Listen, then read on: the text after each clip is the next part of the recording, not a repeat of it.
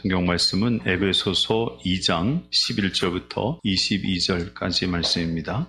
자, 오늘 에베소서 말씀 네 번째 시간을 이어갑니다. 자, 오늘 여러분 주보를 보시면 주보 3면에 여러분들이 잘 보지 못하던 내용들이 주보에 실려 있죠. 이것은 지난주부터 시작됐습니다. 주보 3면에 뭐라고 써 있습니까? 기독교 어쩌다 왜 갈라지게 되었나 하는 겁니다. 왜 이걸 글을 쓰게 됐냐면요, 여러분들이 은근히 교회 교파들에 대해서 관심이 있어 하세요. 간혹 장로교가 뭐냐, 감리교가 뭐냐, 성교가 뭐고, 또 오순절은 뭐고, 침례교는 뭐고, 교회는 왜 이렇게 하나의 교회가 아니고 갈라지고 나눠져 있냐 하는 것부터 시작해서 그런 것에 대한 궁금증들이 있어서 여름에 속해 공가를 쓰지 않아도 되니까 거기다가 글을 쓰기 시작을 했습니다. 물론 자세하게 쓰기에는 내용이 너무 많아서 간략하게 요약해서 쓰면서 교회가 어떻게 해서 갈라지게 되었을까 하는 것을 지금 써내려가고 있습니다. 지난주에는 초대교회가 이제 지나오면서 성경에 대한 해석의 차이로 갈라지기 시작한 것부터 시작해서 니케아 공의회까지 살폈고요. 이번에는 에베소 공의회라는 것에 대해서 이제 시작을 하면서 그러면서 이제 종교개혁에 이르기까지 나오는 얘기를 쭉 살폈습니다. 이제 종교개혁이 끝나고 나면 그 뒤에는 우리가 잘 알고 있는 교단들의 이름이 나오기 시작할 겁니다. 이 이야기를 정리하다 보면 교회는 참 오랜 기간 동안에 참 많이 갈라지고 많이 나누어졌다라는 것을 알 수 있게 됩니다. 실제로 우리가 지금 살고 있는 이 사회에서, 지금 현실 사회에서 기독교 교단은 우리가 생각하는 것보다 훨씬 많이 분열되어 있고 나눠져 있습니다. 세계적으로는요, 기독교 교파가 무려 47,300개나 된다고 합니다. 그러면 우리나라의 기독교 교파는 얼마나 나눠져 있을까요? 2018년에 문화체육관광부에서 조사해서 낸 그 자료를 보니까 거기에 우리나라의 개신교 교파 또는 교단이 무려 374개가 등록되어 있다고 합니다. 374개. 참 많죠? 네. 그래서 의문을 가져보게 됩니다. 왜 교회는 하나가 되지 않고 이렇게 자꾸만 나눠지나? 그럼 그거 의문이지 않습니까? 교회가 예수 그리스도를 중심으로 하나 된 교회로 시작됐는데 왜 교회는 역사가 흘러가면서 하나로 되지 못하고 자꾸만 이렇게 나눠져 갈까 하는 것이 참 의아한 일입니다. 사실 이렇게 교회가 나눠지는 이유는 가장 중요한 것이 신학적인 이유, 성경에 대해서, 하나님에 대해서, 예수님에 대해서, 성령에 대해서 어떻게 바라보고 어떻게 해석하느냐 하는 것에 대한 관점의 차이, 또 신앙생활할 때 무엇을 중요하게 생각해야 되느냐 하는 것에 대한 관점의 차이 때문에 나눠지죠. 그리고 역사적인 일들에 대한 어떤 태도나 반응들이 서로 다르죠. 예를 들면 신사참배를 했을 때 신사참배를 한 사람과 하지 않은 사람은 같은 교단에 있을 수가 없잖아요. 그러니까 갈라지는 겁니다. 그래서 역사적인 차이 때문에 갈라지기도 하고 지역적인 차이 때문에 갈라지기도 하지만 그건 어쨌든 교회는 이렇게 많은 것으로 갈라졌습니다. 그 얘기는 다시 말하면 기독교는 교회 안에 참 갈등이 많았다라는 이야기이기도 합니다. 갈등이 많이 있었던 것이 교회죠. 그리고 갈등이 봉합된 것이 아니라 결국은 갈등을 수습하지 못하고 나눠지게 된 것이 교회입니다. 그렇게 보게 되면 교회의 나눠짐에 대해서 우리는 좀 좋은 그런 이미지를 갖지 못합니다. 교회는 서로 사랑으로 하나 되어야 되는데 하나 되는 것이 아니라 싸우고 갈라지나 이렇게 우리가 생각할 수 있습니다. 나쁜 쪽으로 생각하면 그래요. 그런데 반대로 좀 좋은 의미로 보자면 이렇게 얘기할 수도 있습니다. 교회 안에는 언제나 교회의 본질과 다른 주장을 하는 사람들이 있어 온 거죠. 교회에서 얘기하는 가장 핵심적인 가치에 조금 어긋나는 이야기를 하는 사람들이 있었던 겁니다. 그럴 때마다 교회의 교회다움을 유지하기를 원했던 사람은 교회는 이래야 된다라고 하는 교회의 본질을 양보할 수가 없었습니다.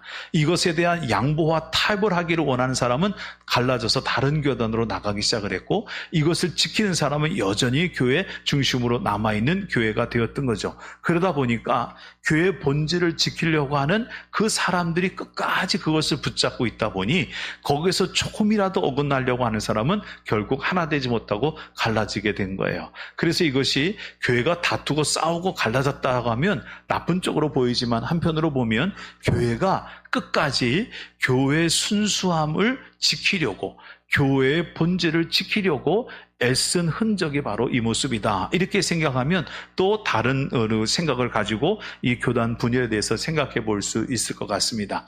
자, 그렇다면 우리가 오늘 생각해 봐야 될 것은 교회가 교회다움을 지키려고 많이 애를 썼는데 과연 교회라는 것은 도대체 뭐냐라는 거죠.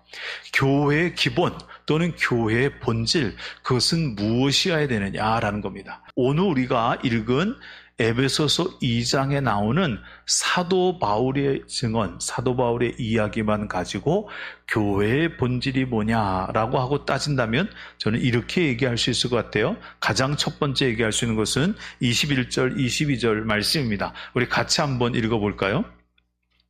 그의 안에서 건물마다 서로 연결하여 주 안에서 성전이 되어가고 너희도 성령 안에서 하나님이 거하실 처소가 되기 위하여 그리스도 예수 안에서 함께 지어져 가느니라. 자, 이거 보십시오. 그의 안에서 건물마다 서로 연결하여 주 안에서 성전이 되어가고, 그렇죠? 이 성전이란 단어가 나왔어요. 그런데 22절 가서 보시면 너희도 성령 안에서 하나님이 거하실 처소가 되기 위하여 그리스도 예수 안에서 함께 지어져 가느니라. 이 22절에는 성전이란 단어가 없습니다. 그러면 21절에 나오는 성전이란 단어를 대체할 수 있는 것은 뭘까요? 하나님의 거하실 처소라는 겁니다. 하나님이 거하실 처소가 곧 성전이죠. 그러니까 교회의 본질이 뭐냐? 어떤 것이 교회되냐라고 얘기한다면 교회는 하나님이 거하실 처소가 바로 교회다라고 얘기할 수 있다는 거예요. 다시 말하면 하나님이 그 교회에 계셔야 된다는 거죠. 하나님이 그 교회를 떠나 있으면 그러면 교회가 교회다울 수 없다는 거죠. 하나님이 떠나면 거기 남는 건 사람밖에 없습니다. 하나님이 떠나면 거기 남는 건 건물밖에 없습니다.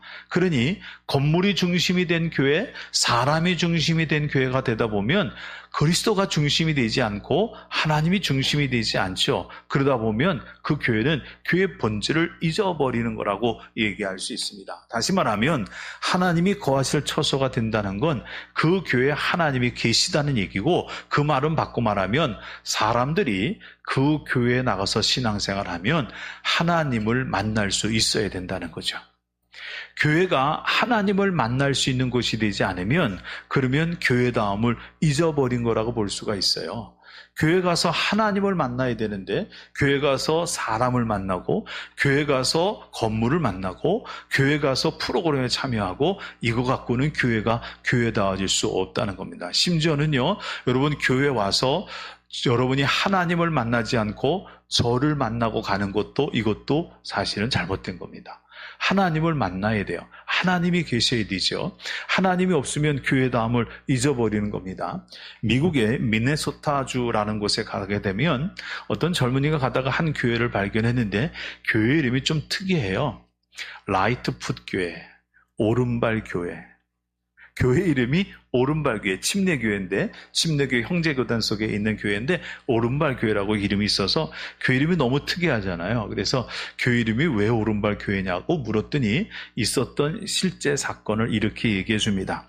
형제교단에서는요, 성찬식보다 세족식을 더 많이 했대요.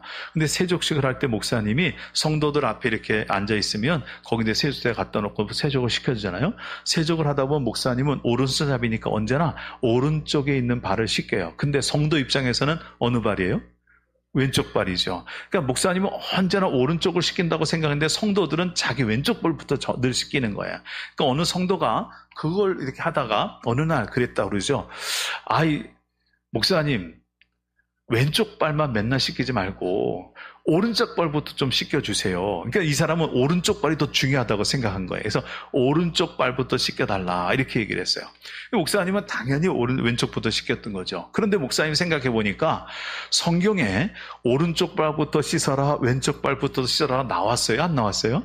안 나왔어요. 그러니까 목사님이 생각하기에 이건 뭐 별것도 아닌 것 같고 이래라 저래라 그런다고 그래서 말을 안 들어줬어요. 그래서 그 다음 주가 됐을 때 성도는 나름대로 자기는 목사님께 오른발 씻겨달라고 얘기했으니 목사님 이번 주에 오른발 씻겨주시겠지 하고 있는데 이 목사님은 오른발 왼발이 뭐가 중요하냐, 그리고 또 왼발을 또 먼저 씻겼어요. 그러니까 이 성도가 화가 났어요. 그래갖고 말이죠, 성도들이 왜 목사님은 맨날 왼발부터 씻기냐고. 그러니까 또 거기에 동조하는 사람이 있네요. 이 동조하는 사람이 와갖고 목사님과 의견을 이렇게 대립하고 있다가 결국은 목사님이 그 말을 안 들어주니까 이들이 갈라져서 나갔어요. 자, 그 교회 안에 하나님이 보여요? 안 보여요? 안 보이잖아요.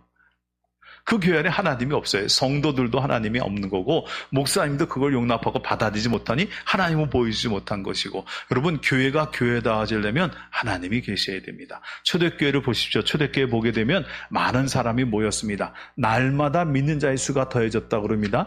왜 그렇게 더했을까요? 모든 사람이 물건을 다 가져와서 서로 통용하기 시작하면서 같이 생활하고 같이 먹으니 거기에는 굶주림이 없으니까 사람들이 모여왔을까요? 그게 아니에요. 초대교회를 보게 되면 사도행전 2장 43절에 그렇게 말을 쓰고 있습니다. 사람마다 두려워하는데 사도들로 말미암아 기사와 표적이 많이 나타났다.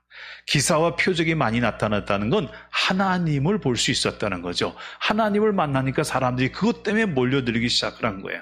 교회는 그 본질이 어디 있어야 되느냐? 하나님이 계셔야 됩니다. 하나님이 거하실 처소가 되어야 되고, 그 교회에 보면 하나님이 보여야 되고, 그 교회를 나오면 하나님을 만날 수 있는 교회가 되어야 할 줄로 믿습니다. 예? 그렇지 않으면 교회가 교회다움을 잊어버리는 거죠. 여러분, 영국 교회가 예전에는 참 부흥했던 교회였는데 영국 교회가 타락하기 시작할 때 그 교회가 미국으로 옮겨졌습니다. 청교도를 통해서. 이 청교도를 통해서 미국으로 옮겨진 다음에 미국이 교회가 굉장히 부흥하고 그랬죠. 그런데 이 미국 교회도 영국 교회처럼 점점 젊은이들이 사라지고 나이 많은 노인들만 있는 교회가 되기 시작했습니다. 그때 교회 위기를 느꼈던 교회 성장학자들이 이제 설문조사를 했어요. 왜 교회에서 젊은이들이 빠져나가나? 왜 교회에서 젊은이들이 없어지나? 하고 설문조사를 했는데 젊은이들이 대답하는 이야기가 4가지로 종합이 됐습니다. 4가지. 4가지로 종합이 됐는데 그 중에 가장 첫 번째 게 뭔지 아세요? 가장 첫 번째가 뭐냐면 우리는 교회에서 하나님을 만날 수 없기 때문에 떠난다. 이렇게 대답했다는 겁니다. 교회 갔는데 하나님을 만날 수가 없대요. 그러니 교회가 교회답지 않다는 거죠. 그리고 마지막에 4번째는 뭐라고 썼냐면 교인과 일반인의 차이를 구분할 수 없더라. 그래서 교회를 나간다라고 얘기했다는 겁니다. 여러분, 교회가 교회다워지려면 교회는 하나님이 거하실 처소가 되어야 될 줄로 믿습니다. 그런데 여기서 우리가 기억해야 될 것은 하나님이 거하실 처소가 되는 것은 이미 되어 있는 것이 아니라는 거예요. 여기 보십시오. 22절에 하나님의 거하실 처소가 되기 위하여 그리스도 예수 안에서 함께 지어져 가느니라 그랬어요. 이미 된 것이 아니라 되어져 가는 거예요. 그러니까 하나님의 교회는요, 하나님이 거하실 처소가 이미 된 것이 아니라 하나님이 거하실 처소가 되도록 자꾸만 그렇게 만들어져 가는 교회가 되어야 돼요. 그렇게 성장해 가는 교회가 되어야 될 줄로 믿습니다. 그것이 하나님이 원하시는 교회다라는 거죠. 그렇다면 하나님이 거하실 처소가 되는 것이 어떻게 가능해지냐? 여기 보니까 이렇게 쓰고 있습니다. 너희도 성령 안에서 하나님이 거하실 처소가 되기 위하여. 결국 교회가 하나님이 거하실 처소가 되어지는 방법은 두말할 것도 없이 성령 안에서 되어지는 겁니다. 교회가 성령을 사모하고 성령을 사모할 뿐만 아니라 성령으로 충만해지기 시작하면 교회 안에 하나님이 계시게 되고 하나님이 거하실 처소에서의 교회의 모습이 드러나게 될 줄로 믿습니다. 자, 이렇게 우리가 정리해 보는데요. 그러면 하나님이 거하실 처소가 된다고 그랬는데 하나님이 거하실 처소가 성령 안에서 되어지는 이런 교회가 되려면 어떻게 되느냐 했을 때 여기 또 이 표현에 우리가 주목하게 됩니다. 너희도 성령 안에서 하나님이 거하실 처소가 되기 위하여 그리스도 예수 안에서 그 다음에 함께 지어져 간다는 거죠. 이게 어느 한 사람이 할 수 있는 일이 아니라는 거예요. 함께 한다는 것이죠. 그래서 이렇게 쓰고 있습니다. 21절에 그의 안에서 건물마다 서로 연결하여 주 안에서 성전이 되어가고 그랬어요. 연결되는 건 혼자 되는 게 아니잖아요. 옆에 누군가 있어야 돼요. 그래서 하나 되는 교회, 함께하는 교회가 그것이 교회의 본질적인 교회다라고 얘기를 해요. 그러면 교회를 구성하고 있는 인원은 어떤 인원일까요? 여러분 11절부터 보면 교회 구성원인은 이렇게 쓰고 있습니다. 그러므로 생각하라. 너희는 그때 육체로는 이방인이요 손으로는 육체의 할례를 받은 무리라 칭하는 자들로부터 할례를 받지 않은 무리라 칭함을 받은 자라. 자, 교회 안에 이런 무리가 있습니다. 교회 안에 이방인인 사람이 있어요. 할례를 받지 않은 무할례자들이 있습니다. 그 다음에 12절 보니까 그때 너희는 그리스도 밖에 있었고 이스라엘 나라 밖의 사람이라 그랬어요. 그리스도 밖에, 이스라엘 나라 밖에, 즉 이스라엘 사람이 아닌 사람이라는 거죠. 그들은요, 약속의 언약들에 대해는 외인이요, 세상에서 소망이 없고 하나님도 없는 자다 그랬어요. 여러분 교회 안에 들어와 있는 사람 중에는 이런 사람도 있어요. 그러나 이 말은 다시 말하면 이거와 정반대에 있는 사람도 있다는 겁니다. 교회 안에 이방인이 아닌 유대인도 있는 거고 교회 안에 무할례자가 아니고 할례자도 있는 겁니다. 교회 안에 그리스도 밖에 있는 사람이 있는가 하면 그리스도 안에 있고 이스라엘 나라 밖에 있는 사람인가 하면 이스라엘 나라 안에 있는 사람도 있고 언약들에 대하여서 외인인 사람도 있다면 언약의 당사자가 되는 사람도 있고 세상에 소망이 없는 사람이라면 소망 가운데 있는 사람도 있고 하나님이 없는 자도 있지만 하나님이 있는 자도 있는 거예요. 이 두 종류의 사람이 교회 안에 같이 존재합니다. 그런데 이들은 사실은요 물과 기름처럼 섞이기가 쉽지 않아요.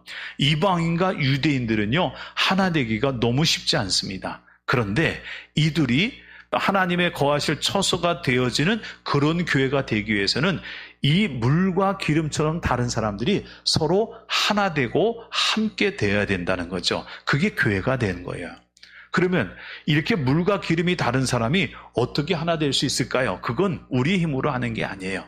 예수님께서 십자가를 통해서 우리와 그 사람들을, 우리와 하나님을 화목하게 만드시는 거죠.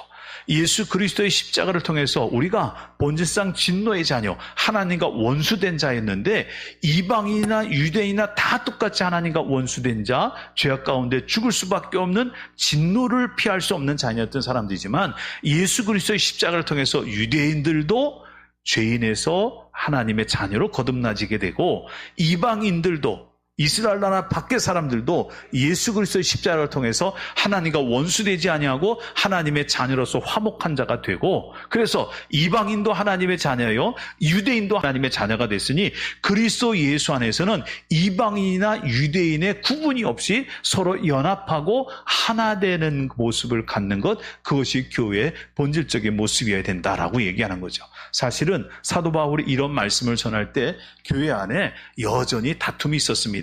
여전히 차별이 있었습니다. 여전히 구분이 있었죠. 유대인 출신, 이방인 출신 구분이 있습니다. 이게 다 달랐어요. 그러나 교회가 하나님이 거하실 처소가 되어지려면 그 성도들은 성령 안에서 이 모든 것을 다 뒤로 하고 그들이 하나님의 자녀가 되었다. 하나님과 화목한 자가 되었다라고는 하나는 그 한 가지 이유 때문에 서로가 하나 되고 함께하는 성도들이 될 수 있어야 된다는 거죠. 이게 교회의 본질이라는 거죠. 여러분 초대교회를 보십시오. 초대교회에 많은 사람이 모여왔습니다. 그런데 그들에 대해서 보게 되면 그들은 언제나 함께 있어 모든 물건을 통용하고 재산과 소유를 팔아 각 사람의 필요를 따라 나눠주며 날마다 마음을 같이하여 성전에 모이기를 힘쓰고 집에서 떡을 떼며 기쁨과 순전한 마음으로 음식을 먹고 하나님을 찬미하며 또 온 백성에게 신송을 받으니 주께서 구원받는 사람을 날마다 더하게 하셨다라고 사도행전 2장은 기록하고 있고요. 사도행전 4장에서는 또 이렇게 기록하고 있습니다. 믿는 무리가 한 마음과 한 뜻이 되어 모든 물건을 서로 통용하고 자기 재물을 조금이라도 자기 것이라 하는 자가 하나도 없더라 그랬어요. 모든 사람이 한 마음과 한 뜻이 되어서 세워진 교회가 교회의 모습이에요. 그러니까 교회는 이런 구분이 있으면 안 된다는 거죠. 그렇습니다. 여러분 교회 안에 보게 되면 다양한 계층의 사람들이 있습니다. 젊은이도 있고 나이 드신 분도 있어요. 그렇죠? 젊은이와 나이 드신 분들이 서로 융화되기가 쉽지가 않습니다. 또 교회 안에 보게 되면 학식이 높은 사람, 뭐 대학원도 하고 박사도 되고 이렇게 높은 학식을 갖고 있는 사람이 있는가 하면 사실은 학식에 대해서는, 학문에 대해서는 아주 밑에 있는 사람들도 있잖아요. 초등학교 졸업, 중학교 졸업, 고등학교 이렇게 하는 사람도 있잖아요. 서로 차별이 나죠. 어떤 사람은 부자인 사람도 있어요. 어떤 사람은 가난한 사람도 있을 겁니다. 어떤 사람은 똑똑하기도 하고 어떤 사람은 미련하기도 하죠. 다양한 계층의 사람이 있어요. 그런데 이렇게 다양한 계층의 사람이 있다 보니까 교회 안에 은근히 구별과 차별이 존재합니다. 그래서 교회 안에 이런 일들이 벌어지죠. 나는 누구 좋다, 누구 싫다. 이렇게 됩니다.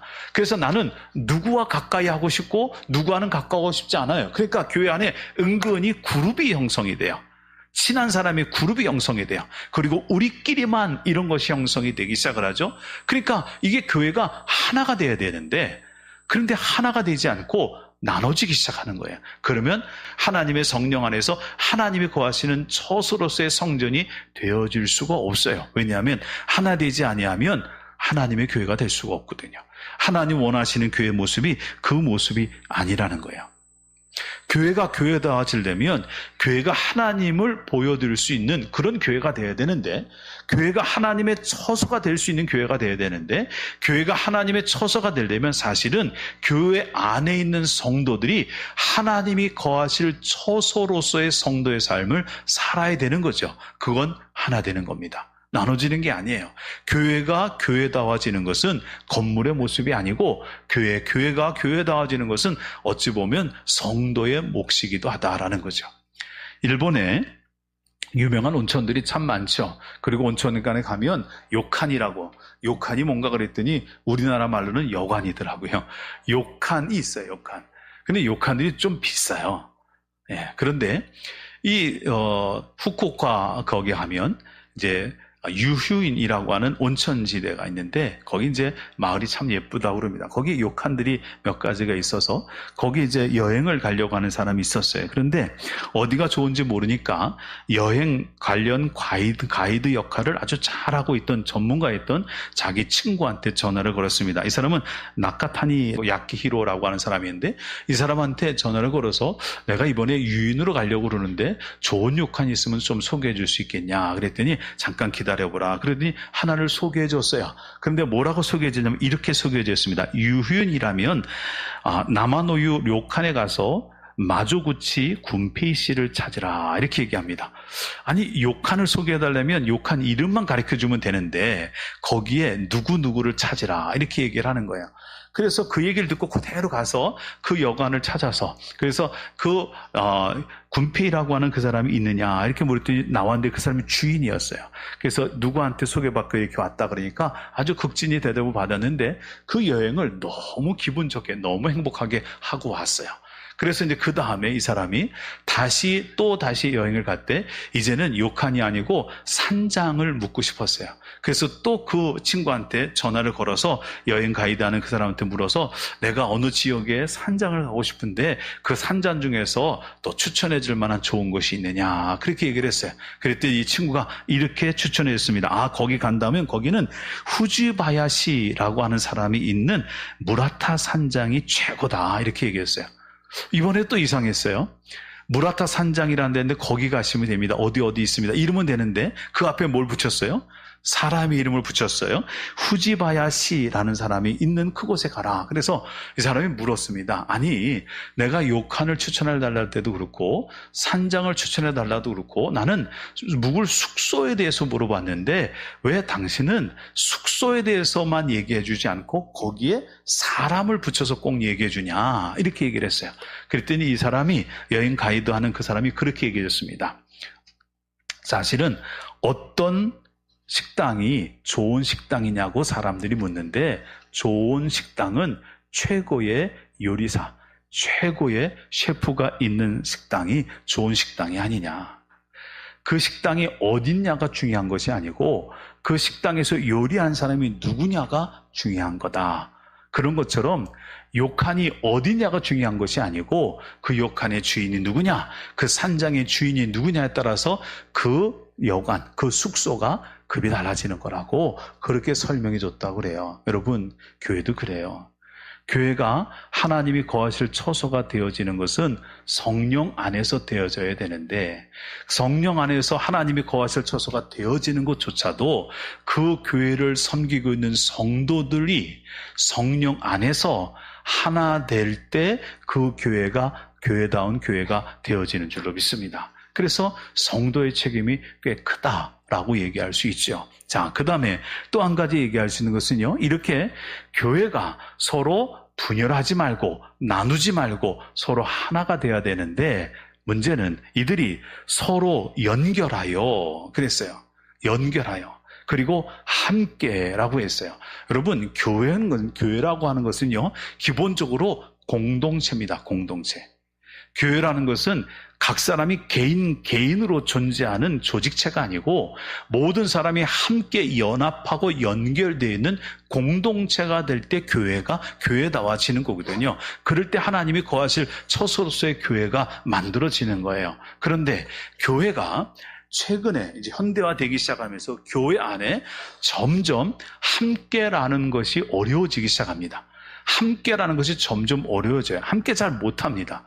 교회가 함께하는 교회가 될 때 교회가 되지, 각각 개인이 나눠서 개인주의가 앞서기 시작을 하면 교회는 함께 지어져가는 성전으로서의 모습을 잃어버릴 가능성이 크다라는 거죠. 교회는 교회로서 본질을 우리가 이어가야 될 텐데, 그것은 사실은 우리 교회를 섬기는 성도들의 몫이기도 하다라는 거예요. 오늘 우리가 이 말씀을 보면서 교회에 대해서 한번 다시 생각해 봤으면 좋겠다 싶습니다. 어떻게 우리가 이 교회, 하나님이 교회에 계시는 교회로서의 성전을 계속 지켜나갈 수 있을까요? 어떻게 하면 우리 교회가 하나님이 거하실 처소로서의 성전이 될 수 있을까요? 어떻게 하면 교회를 섬기는 성도들이 교회 안에서 하나님을 만날 수 있고, 하나님을 만난 가운데 성령 안에서 또 교회를 하나님이 거하실 처소로 우리가 만들어 갈 수 있을까요? 이것이 우리에게 주어진 가장 큰 숙제가 아닐까 생각이 됩니다. 오늘날 우리 은천교회, 우리 교회 모습은 어떤 교회 모습입니까? 우리 은천교회 모습은 과연 하나님이 거하실 처소로서의 교회의 모습이 맞을까요? 교회를 섬기고 있는 성도들은 하나님이 거하시는 처소로서의 성도의 모습이 맞을까요? 교회를 섬기고 있는 성도들이 함께 하고 있는 교회의 모습이 맞는지, 연합하고 있는 교회의 모습이 맞는지, 함께 해서 연결하여 함께 교회를 지어가는 교회가 되고 있는지 아닌지는 우리가 함께 생각해 봐야 될 줄로 믿습니다. 필립 얀시라고 하는 사람이 있습니다. 기독교인으로서 신앙서적을 많이 썼던 분인데, 이분이 한때 교회 회의론자였습니다. 교회에 대해서 굉장히 부정적인 생각을 갖고 교회의 존재 이유에 대해서 굉장히 부정적이고 회의론을 갖고 있던 사람이었는데, 어느 날 이분이 교회를 절대적으로 옹호하는 사람으로 바뀌었어요. 그 변화되는 과정이 이렇습니다. 교회를 무용론에 가까운 교회 비판론자로서 있을 때는 어떤 마음으로 하나님의 교회를 주소갖고 어떤 마음으로 하나님께 예배드렸냐 그랬더니 이 사람이 이렇게 얘기합니다. 자기가 제3자, 즉 다시 말하면 관객이나 비평가 입장에서 예배를 드렸대요. 그래서 교회 오게 되면 모든 것을 다 판단했답니다. 목사님의 모습이 어떻고 설교가 어떻고 교인들이 어떻고 해서 다 판단했어요. 판단하면 할수록 교회가 교회답지 못한 거예요. 판단하면 할수록 목사님이 목사님답지 않고 성도가 성도답지 않고 교회가 교회 공동체 같지 않아요. 판단하면 할수록 그 안에 하나님을 만날 수가 없었다는 거죠. 그래서 교회가 그에게 고민거리였어요. 그러다가 나중에 교회가 그의 고민이 아닌 그의 희망으로 바뀌기 시작을 했습니다. 어느 날 그가 마음을 고쳐먹었죠. 내가 이렇게 제3자 입장에 대해서 비판하는 입장에서 예배드리지 말고 생각을 한번 바꿔보자. 그래서 바꾼 생각이 하나님은 어떤 걸 기뻐하실까? 이걸 생각했다는 겁니다. 이게 바뀌었습니다. 이제까지는 내 입장에서 봤어요. 내 입장에서 교회를 보고, 내 입장에서 목사님을 보고, 내 입장에서 성도를 봤어요. 그러니까 비판할 것밖에 생각이 안 나고 교회가 필요가 없겠다 생각이 든 거죠. 그런데 그 시선을 바꿨습니다. 내 입장에서 보는 것이 아니라 하나님 입장에서 보는 거예요. 하나님 입장에서 보면 어떨까? 하나님 입장에서 보면 어떻게 해야 될까? 하나님 입장에서 보면 무엇을 기뻐할까? 이런 기준을 바꿔서 자기가 하나님께 예배드리기 시작했다는 거죠. 교회 오는 것도 하나님 관점에서, 교회에서 예배드리는 것도 하나님 관점에서, 교회에서 찬양하는 것도 하나님 관점에서, 교회에서 성도의 생활을 하는 것도 하나님 관점에서 보기 시작했는데 놀라운 변화가 일어나기 시작했어요. 제3자 입장에서 비판하고 그렇게 있을 때, 관찰하고 비판하면서 그렇게 예배드릴 때는 도저히 은혜가 안 되고 하나님을 만날 수 없었는데, 하나님 관점에서 하나님 뭘 좋아하실까 생각하고 예배를 드리다 보니까 거기서 하나님을 만나게 되고 하나님의 은혜를 체험하게 되더라는 거죠. 그를 통해서 그 교회가 하나님이 거하신 처소로 바뀌어지는 것을 그는 경험하게 되었다는 거예요. 결국은요, 하나님이 거하실 처소가 되어지는 것은 우리들이 성령 안에 있느냐 없느냐가 굉장히 중요한 요소가 됩니다. 여러분, 참된 교회의 모습의 본질은요, 하나님이 거하실 처소가 되는 겁니다. 하나님이 계시는 교회가 되려면 사실은 그 교회를 섬기는 성도들 또한 하나님이 거하실 처소가 되어야 할 줄로 믿습니다. 하나님이 거하실 처소로서 여러분 지어져 가시기를 주의 이름으로 축원을 드립니다. 또 여러분들이 그런 모습으로 우리 교회가 하나님이 거하실 처소가 되어져서 그렇게 지어져 가는 교회가 될 수 있도록 함께 하시고 연합해 주시는 여러분들이 되시기를 주의 이름으로 권면을 드립니다. 기도하겠습니다. 하나님, 우리 스스로가 성령 안에서 성령으로 충만하기를 소망하며 하나님이 거하실 처소로서 지어져 가는 성도가 되게 하여 주심으로 교회를 교회답게 만들어갈 수 있는 우리가 될 수 있도록 인도하여 주시옵소서. 예수님의 이름으로 기도드립니다. 아멘.